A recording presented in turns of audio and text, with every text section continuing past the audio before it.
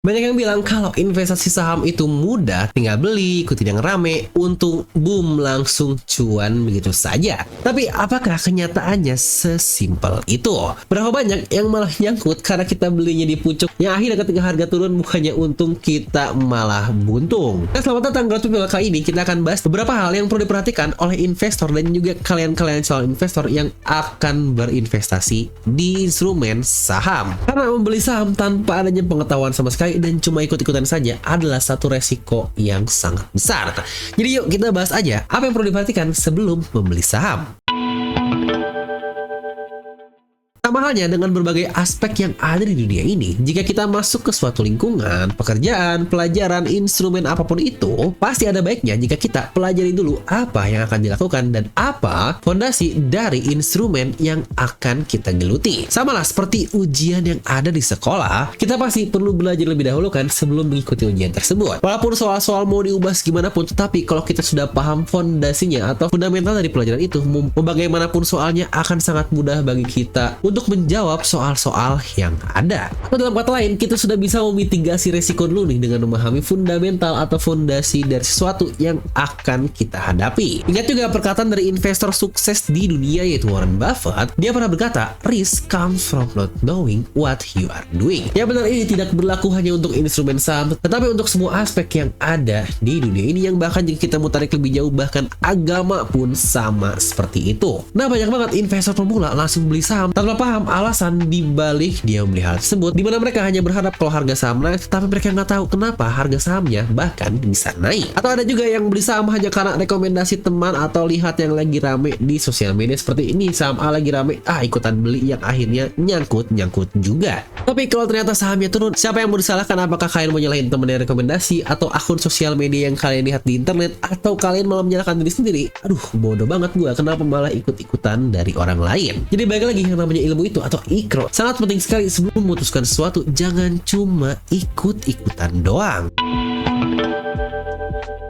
Dimana saya tahu banget nih, proses belajar saham itu sangat-sangat tidak mudah. Pasti bakal banyak nih istilah-istilah yang belum pernah kalian dengar, rumus-rumus yang terasa asing, dan grafik harga saham yang terkesan sangat ruwet jika kita lihat di mana-mana. Apalagi kalau katanya kita nggak punya kemampuan ekonomi sama sekali atau bahkan akuntansi untuk mengerti arti-arti dari penggunaan bahasa yang sangat-sangat rumit ini. Tapi baik lagi, tenang saja, kita bahkan tidak perlu menjadi akuntan atau bahkan ahli ekonomi untuk jadi pemegang saham yang sukses. Kenapa? Karena kalau memang harus jadi akuntan atau seorang ahli ekonomi, bukankah seharusnya orang-orang terkaya yang ada di dunia pasti berasal dari dunia finance? Tapi kenyataannya cuma satu dari 10 orang terkaya di dunia, dan mereka adalah seorang finance, di mana sisanya hanyalah seorang pemegang saham yang mengerti bagaimana perusahaan bekerja atau fundamental dari perusahaan itu sendiri. Bahkan lagi-lagi Warren Buffett pernah berkata, you don't need to be a rocket scientist. Investing is not a game where the guy with 160 IQ can beat the guy with 130 IQ. Yang lagi-lagi, segala hal yang berhubungan dengan uang sebenarnya lebih banyak bermasalah dengan psikologi dibandingkan dengan uangnya atau ilmunya itu sendiri. Itu pula alasan kenapa para profesional yang sering tampil nih menjelaskan dengan bahasa-bahasa yang sangat sulit, dimana ngomongin chart, lalu ngomongin dare, lain-lain yang mungkin kadang-kadang sangat bingung untuk menjelaskannya. Kenapa? Karena lagi-lagi agar pemula-pemula yang tidak paham merasa kalau mereka ini orang-orang luar biasa nih, mereka sangat pintar, pasti mereka juga sangat hebat dalam berinvestasi saham dan mengerti tentang ekonomi juga. Tetapi sebenarnya faktanya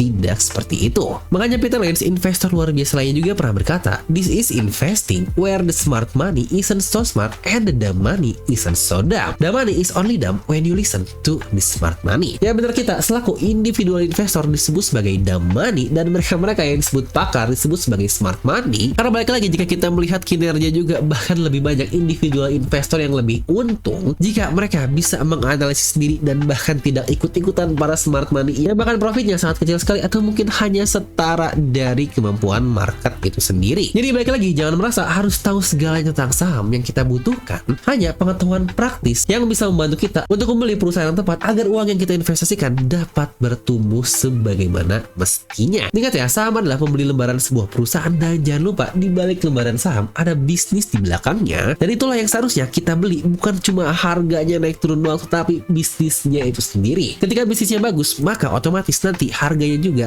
akan meningkat. Yang sebenarnya itu adalah satu mindset penting utama yang perlu ditanamkan ke benak investor. Kita ini membeli bisnis dan bukan menyewa bisnis, jadi pasti pilihlah perusahaan jelas yang memiliki bisnis yang jelas juga. Dimana saya sangat menyadari banyak orang merasa insecure atau malu karena nggak tahu apa-apa tentang saham, dimana mereka pun berpikir, apa bisa sukses yang di dunia saham kalau saya ini baru mulai dan saya sudah usia segini. Yang sebenarnya sampel-sampel ini pun saya dapatkan dari beberapa investor juga nih yang suka nge-DM saya dari Instagram tentang minta ajarin saham. Dan lagi-lagi saya selalu menjawab bisa banget, selama kita mau meluangkan waktu untuk belajar, kita pasti bisa sukses. Yang lagi-lagi walaupun jawabannya terdengar klise, tetapi cukup membuktikan juga untuk beberapa investor yang sudah menjalankan dan melakukan yang dia pelajari. Bahkan kalau mau dihubungkan dengan banyaknya orang-orang yang sudah lebih sukses dan lebih mapan dari saya di bidang lain, tentu saja mindsetnya sama kan, dimana semuanya pasti belajar dari nol juga. Karena jangan takut untuk mulai dari awal. Semua orang yang sukses itu mau saham, properti, atau bidang profesional seperti dokter, arsitek, lain-lain, pasti balik lagi awalnya mereka mulai dari titik nol dan tidak langsung tiba-tiba ada di atas seperti itu. Yang lagi semuanya perlu berproses dan bertahap, nggak ada yang tiba-tiba instan langsung di atas. Dari video berikutnya kita akan membahas lebih dalam nih 3 prinsip utama dalam berinvestasi di saham yang sebenarnya ini sangat penting sekali untuk dipahami, terutama biar kita tidak rugi dan bisa tenang dalam